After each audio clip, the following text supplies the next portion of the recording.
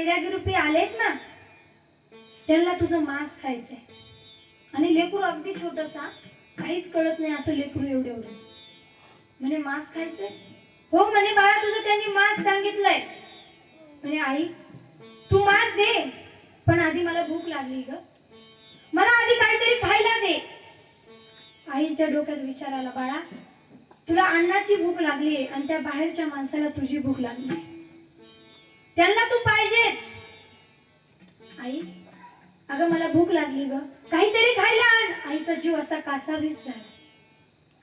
आईने विचार केला बाळा आता मी तुझी भूक भागवू का त्या बैरागी रूपी शंकराची भूक भागवू.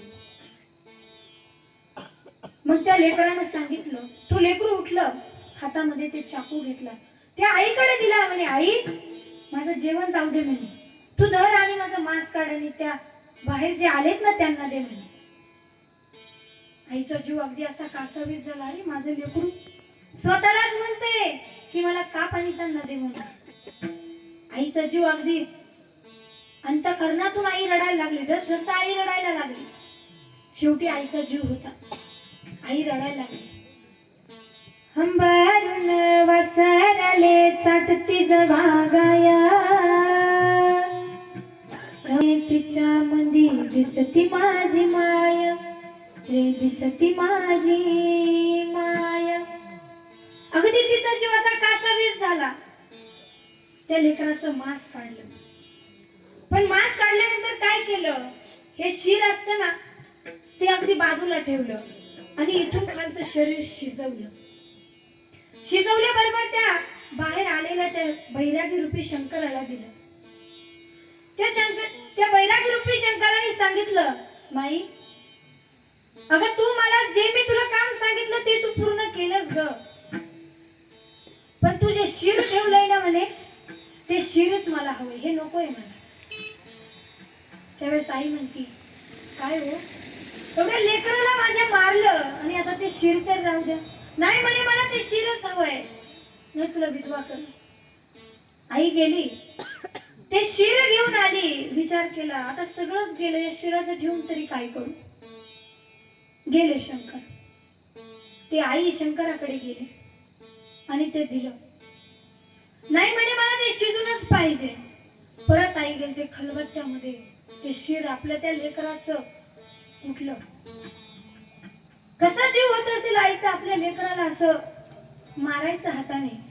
हाताने मारल्याबरोबर धड अख्खं शिजवायचं, शिजवल्याबरोबर शिर परत त्या खलबत्त्यामध्ये कुटायचं. ते आईचा जीव असं कासावीस झाला. अरे मागून मागून काय मागितलं माझ्या लेकराचा जीव. नाही म्हणे आता मागितलं तर द्यायचंच, दिलं. ते शिरही देऊन टाकलं. नंतर म्हणे नाही तू मला आता धडही दिलं शिरही दिलं, पण अजून एक माझी अट आहे, ऐक म्हणे. म्हणे आता काय हो, जे पाहिजे ते तर दिलं ना. नाही म्हणे ऐक. असं म्हटल्याबरोबर म्हणे बोला.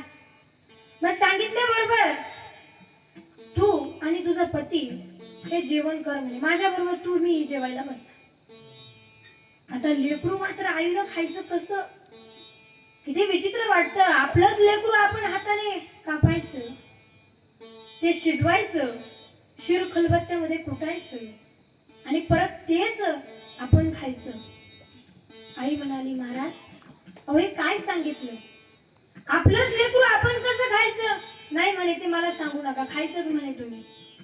परीक्षा घ्यायची होती, खायचं. मग पतींना आवाज दिला, त्यांना बोलवलं. म्हणे यांनी असं सांगितलंय की आपल्या चिल्या बाळाचं त्यांनी अख्खं शिर आणि धड पूर्ण घेतलंय, त्यांनी ते शिजवायला लावलं, मी शिजूनही दिलं, पण त्यांनी आता सांगितलंय की तू हे खायचं.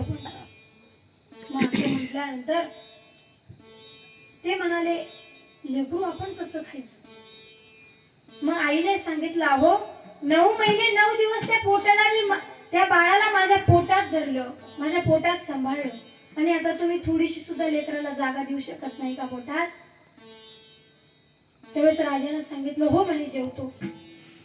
ज्यावेळेस ताटावर बसले, ताटावर बसल्यानंतर आई म्हणाली मी बसूच शकत.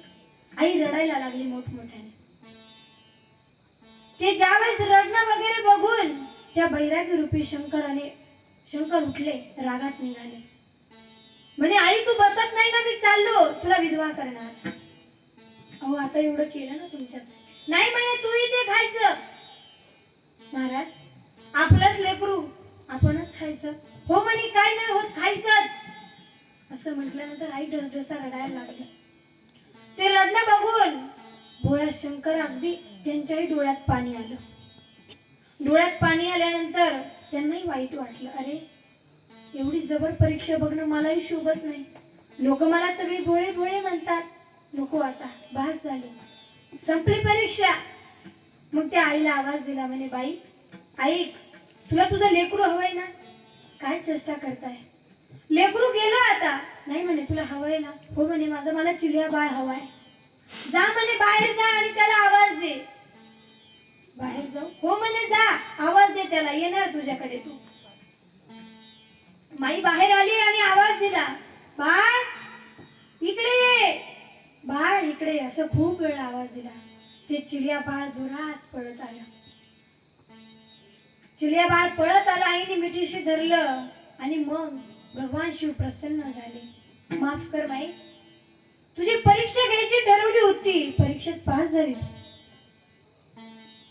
आपण म्हणतो शंकर भोळे भोळे, पण जर परीक्षा घ्यायला लागलेत ना मग अगदी डेंजर आहे, खतरनाक आहे. पण आपण म्हणतो ते शिवाची भक्ती कराच. आपल्या शेतकऱ्यांना ती करावंच. का तर आपल्याला जास्त देवांना भक्ती करायचा आपल्याला टाइम नसतो, वेळ नसतो आपल्याकडे. आपण या महादेवाची भक्ती केली पाहिजे. महादेवाला जास्त काही लागत नाही. महादेवाला काय लागतं? पाणी, आणि ते पाणी लागतं एक लोटा जल सारे समस्या का हल. एक लोटा जल पाहिजे आणि मात्र बेलाची पानं पाहिजे, झाले महादेव प्रसन्न. आणि काय लागतं एवढं करायला? काही नाही. त्या महादेवाचं भजन केलं पाहिजे, त्या महादेवाचं आपल्याकडून भजन घडलं पाहिजे.